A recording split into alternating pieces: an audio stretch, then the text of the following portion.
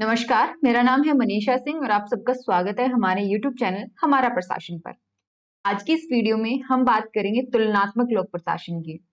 लोक प्रशासन में तुलना किस आधार पर शुरू हुई? तुलनात्मक मतलब क्या? किसने शुरू करा? और क्या रिजल्ट निकल कर के आया? इन सब चीजों के बारे में जानेंगे। लेकिन अगर अभी तक आपने चैनल को सब्सक्राइब नहीं किया है, प्लीज चैनल को सब्सक्राइब कर दीजिए, क्योंकि हम यहाँ पर हिंदी भाषा में लोक प्रशासन से संबंधित जो है वीडियोस आप तक आपके लिए लेकर के आ रहे हैं।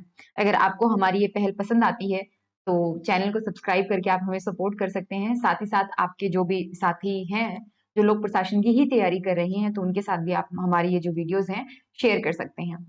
चलिए समझते हैं आज तुलनात्मक लोक प्रशासन के बारे में और कैसे ये शुरू हुआ, उन सब चीजों के बारे में। पर पहले इसका मतलब समझते हैं, तुलनात्मक लोक प्रशासन का क्या मतलब है।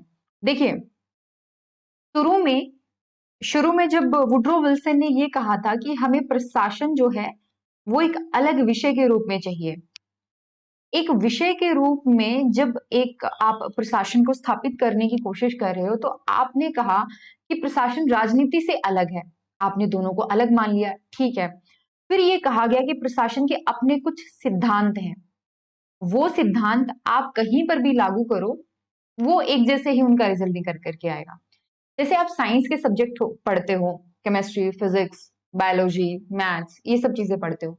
यहाँ पर आपको पता होता है कि अगर मैं ये फॉर्मूला लगाऊं या फिर मैं अगर ये इनपुट डालूं तो इसका रिजल्ट ये निकल करके आएगा।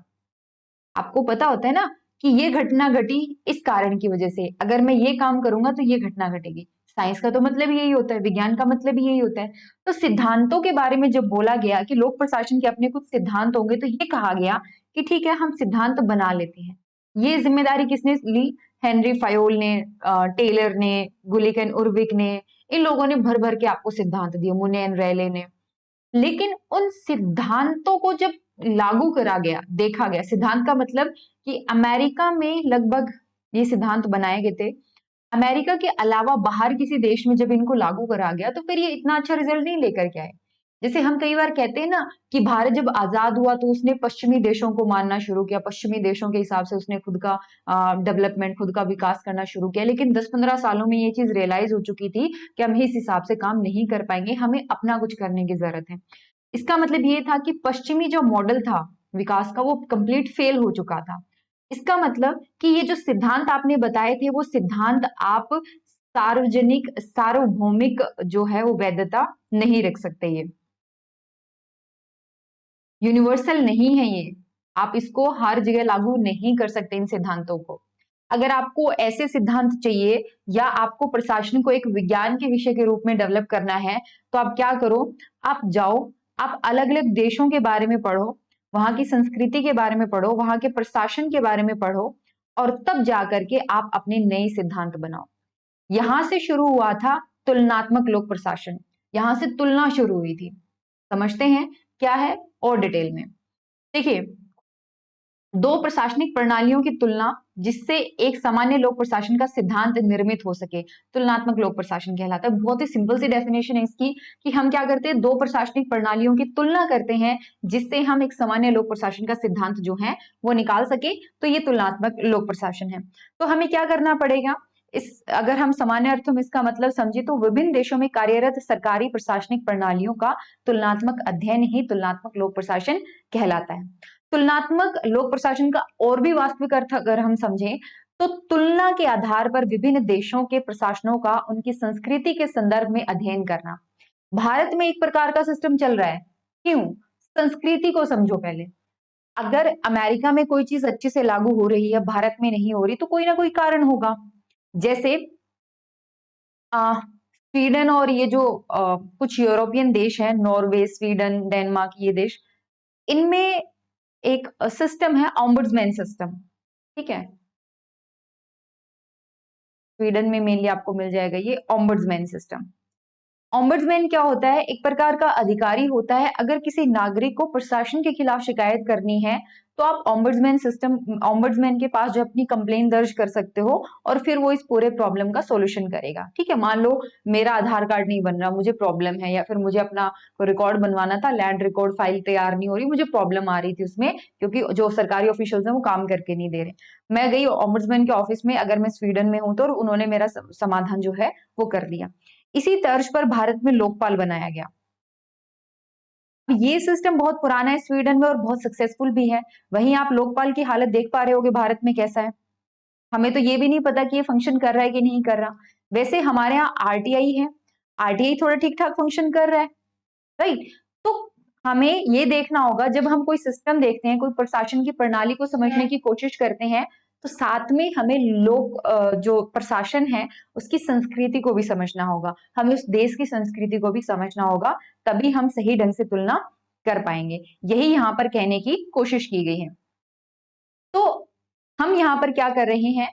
सरकारी प्रशासनिक प्रणालियों की तुलना कर रहे हैं। पहली चीज, इसमें प्रशासनिक संरचना यानी उनके स्ट्रक्चर्स और उनके कार्यों की तुलना कर रहे हैं। जैसे मैं कह दूं ओम्बड्समैन और जो आपके लोकपाल है, इनके कार्य, इनकी तुलना करो और संरचना की तुलना करो।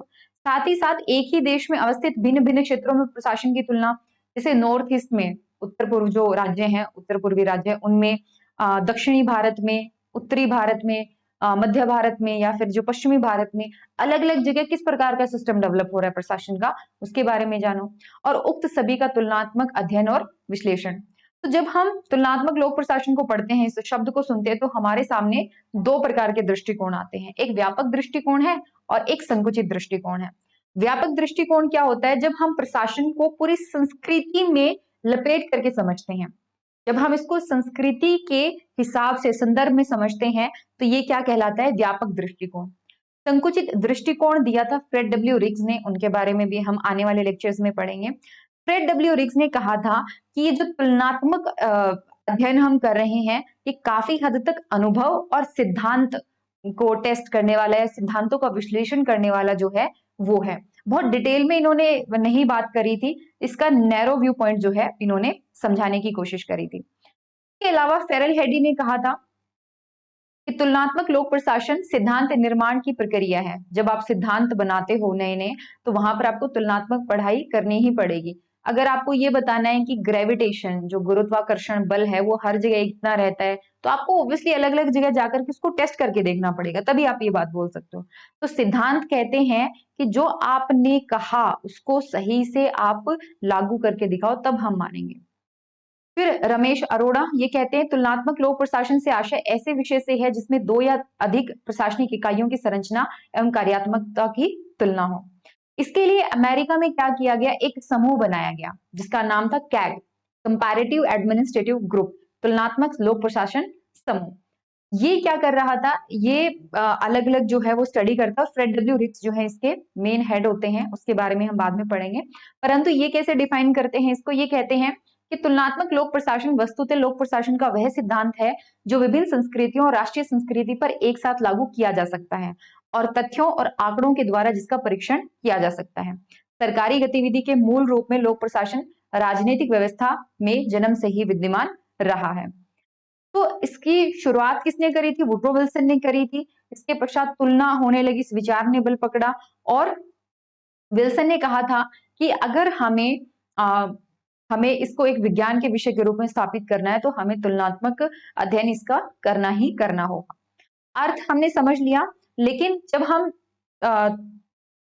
तुलनात्मक लोक प्रशासन की बात करते हैं, तो यह राजनीतिक शास्त्र के अनुशासन के अन्य क्षेत्र के रूप में परिभाषित होता है।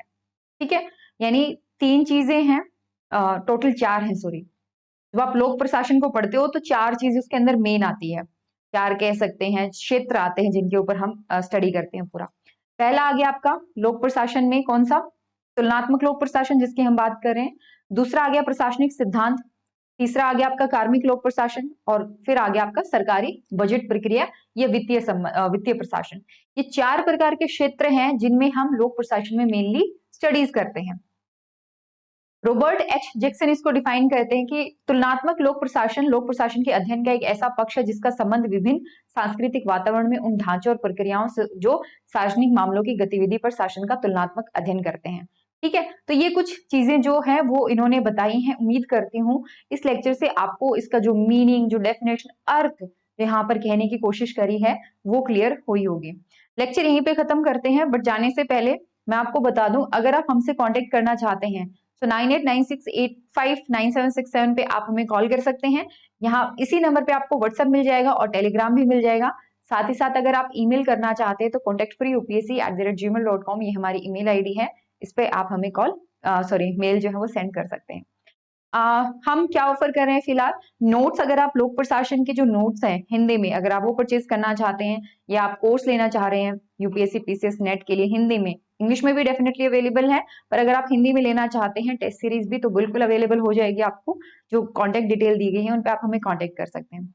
इसके अलावा लोक प्रशासन से संबंधित आपके मन में कोई सवाल है तो बिल्कुल पूछ सकते हैं आप हमें। ठीक है, हमारी तरफ से आज के लिए बस इतना ही। कल मिलते हैं नए लेक्चर के साथ, तब तक ख्याल रखिए और प्लीज जाने से पहले चैनल को सब्सक्राइब करना बिल्कुल मत भूलिए। जल्दी मिलते हैं, take care and bye bye.